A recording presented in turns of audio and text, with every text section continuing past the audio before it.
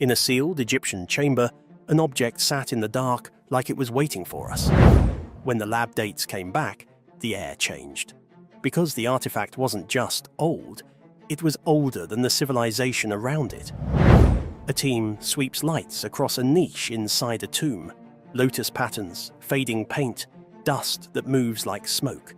Inside, brittle linen wraps a palm-sized slab of dark stone. Not gold, not a statue. Something that feels functional. It gets catalogued the normal way. Dynastic. Ritual. The assumption is automatic. It belongs to the people who built this place, so it should date to roughly 5,000 years ago. Then someone notices the seams. Along the edges, the stone meets a thin inlay of copper, set into grooves with hardened amber resin. That detail matters because resin carries time. Organic material can be tested, dated. They take microscopic crumbs from a hidden corner and send them out, not to one lab, but two, because everyone knows what happens when a result threatens a timeline. The reports return, and the numbers refuse to behave. The resin does not match the tomb. It comes back far older, closer to 9,000 years before today.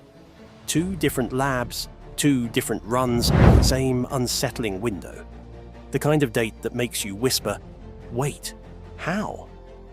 Of course, the safe explanations charge in first. Contamination, reused material, a fluke. Archaeology is careful for a reason, but the team keeps going because the object itself keeps arguing back. Under magnification, the carved lines are oddly clean. Curves are smooth. Depth stays consistent. Along the grooves are tiny parallel striations, marks that look like controlled abrasion, almost rotary in feel. Experts debate whether simple drills and sand could do it, but the regularity is hard to ignore. Then, the symbols start to land. At first glance, it feels Egyptian. A horizon, a boat, a star. Familiar ingredients. But the arrangement is wrong, like a sentence built from real letters in the wrong order. Near the center is the image that won't let go, a ringed circle above rippling lines, and below it a stepped form like a platform or tower. A sun over primeval waters, a god rising, or a map? Now, stay grounded. Egypt did not appear from nothing. Before pharaohs, there were Nile communities, and the landscape itself changed. North Africa swung between green and desert.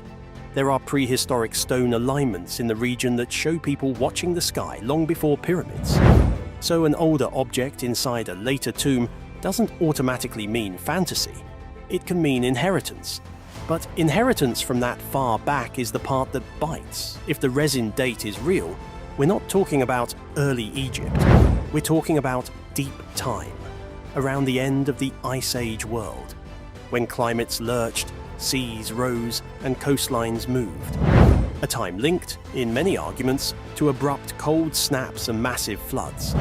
A time when a settlement on a shoreline could vanish and leave almost nothing behind. So why is this piece built like engineering? X-ray imaging shows the copper is not simply pressed into a groove.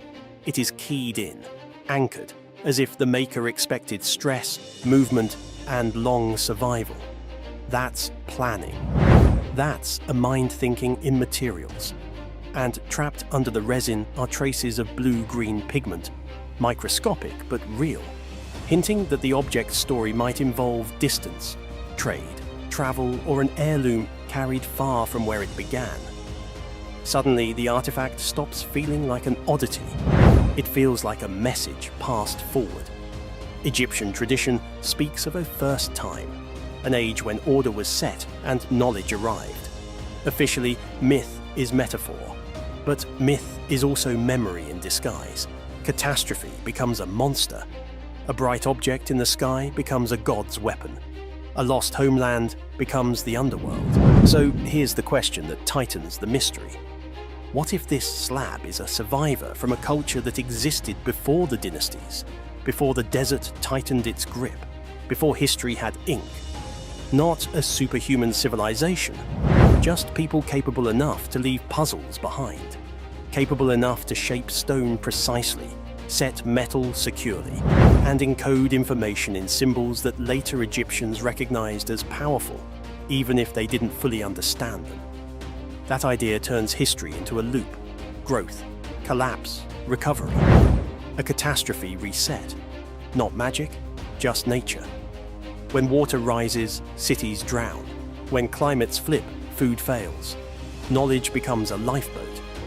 And then the bolder what-ifs arrive, because humans hate a blank space. Some people look at the ringed circle and see a planet. They reach for Anunnaki stories, for ancient astronauts, for gods as literal visitors. Science does not confirm that, but the fact that so many minds jump there tells you something. The evidence feels larger than the official frame. Here's the twist. You don't need aliens for this to be disturbing. You only need missing pages, because deep time is ruthless. It can erase coastlines, bury cities, grind monuments into sand. It can leave you with one object and no context, like a bottle washed ashore from a shipwreck you can't find. The crew nicknames it the Black Seal. It sits under sterile light now, while the resin date keeps insisting on a deeper origin. The tool marks keep hinting at controlled technique. The symbols keep refusing a comfortable translation. And there's one last detail, almost cruel in its simplicity.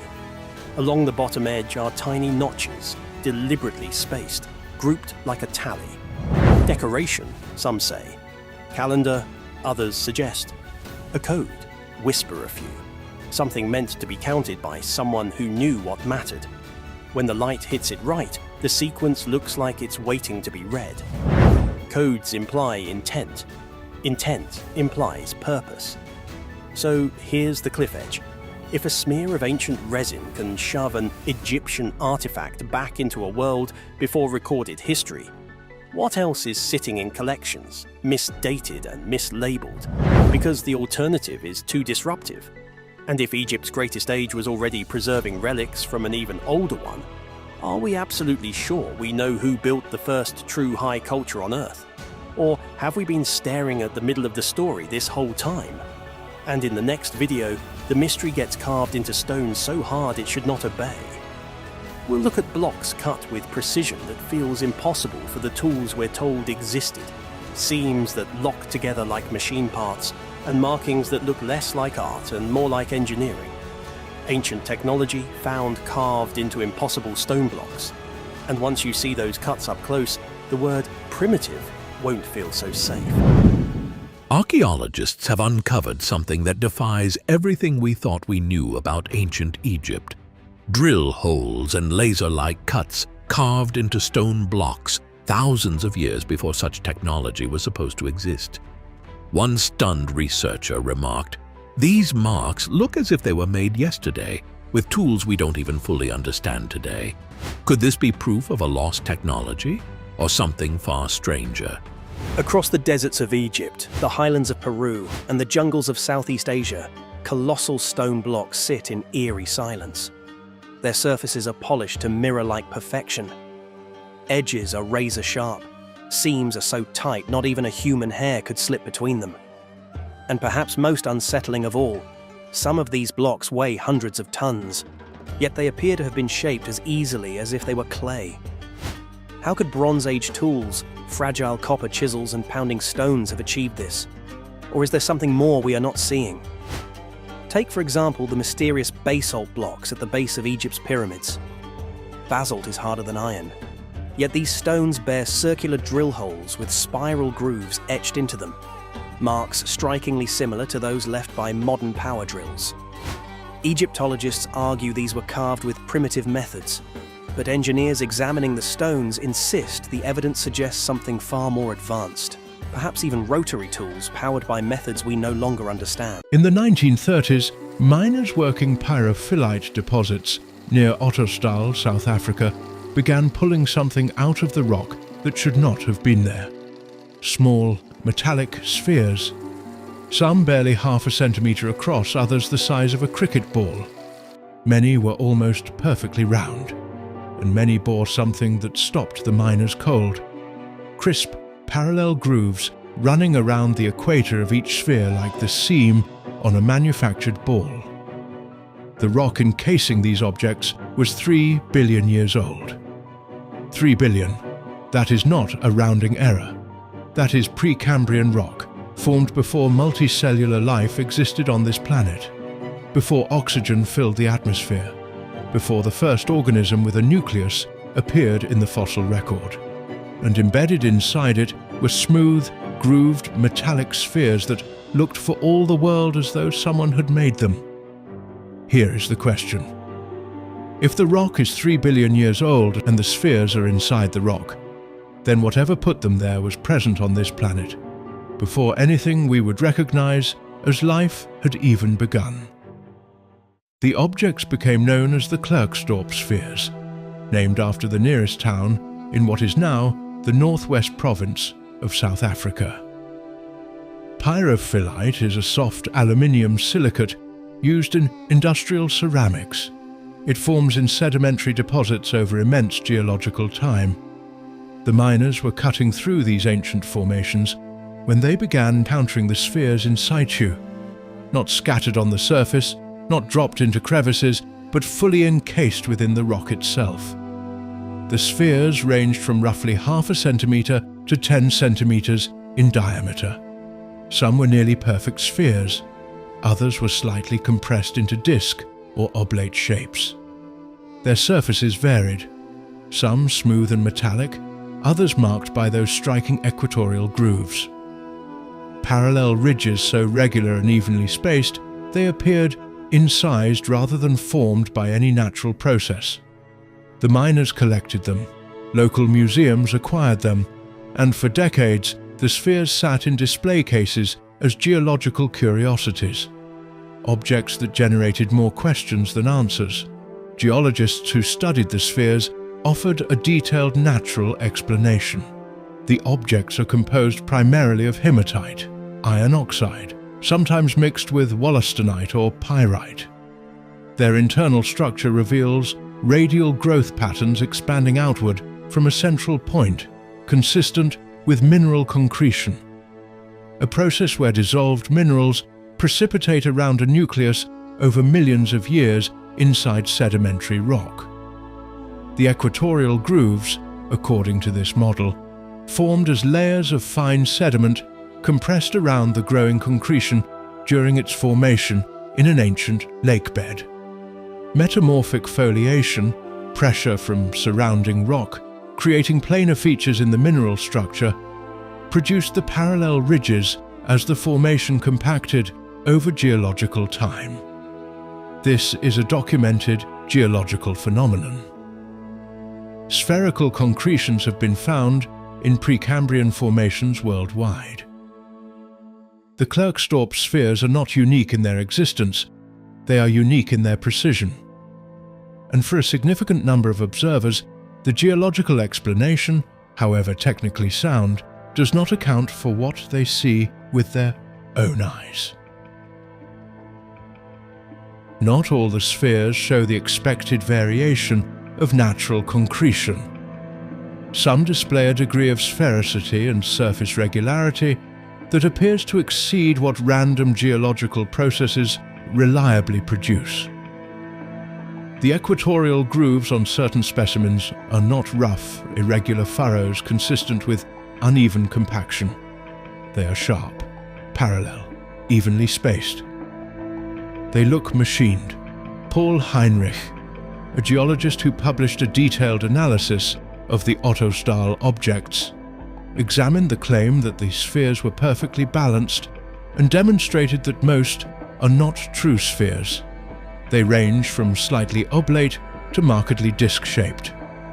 His explanation is geologically sound, but his own photographs show specimens where the grooves are remarkably uniform, and no amount of geological terminology has been able to override what people see when they hold one in their hands.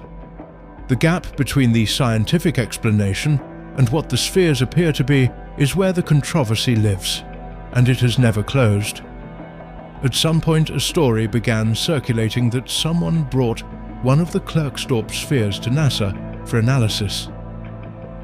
According to this account, NASA engineers declared the sphere's balance too perfect to be naturally formed, that it could only have been manufactured in zero-gravity conditions, that it was, in effect, an impossible object. This story has been repeated in documentaries, articles and videos for decades. No NASA report exists, no official statement, no named researcher, no documentation of any kind. But the story persists because it gives narrative form to a genuine problem. The spheres look manufactured. The natural explanation, while scientifically supported, struggles to satisfy the visual evidence that people find so compelling. The Klerksdorp Museum's own curator, Roelf Marx, was quoted in multiple sources, describing them as objects that appeared to have been made by hands, informal comments never published. But they reflect the persistent intuition that something about these objects exceeds what geology alone can comfortably explain. The Klerksdorp spheres present a more unsettling possibility than either the mainstream or alternative accounts typically acknowledge. If they are natural, and the geological evidence strongly suggests they are, then the process that formed them produced objects of such apparent precision that trained geologists have had to publish peer-reviewed papers explaining why they are not manufactured. That is a remarkable statement about the natural world. It means that over 3 billion years, under conditions no human was present to observe, geological processes generated objects that fool the human eye into perceiving intentional design. But if even one of them is not natural, if even one specimen exceeds the tolerances that concretion and metamorphic foliation can produce, then the implications are not simply unusual, they are incompatible with the entire established timeline of life and intelligence on this planet. The spheres do not need to be alien. They do not need to be evidence of a lost civilization. They need only be what they appear to be, objects embedded in 3 billion-year-old rock whose precision the current natural explanation does not fully account for.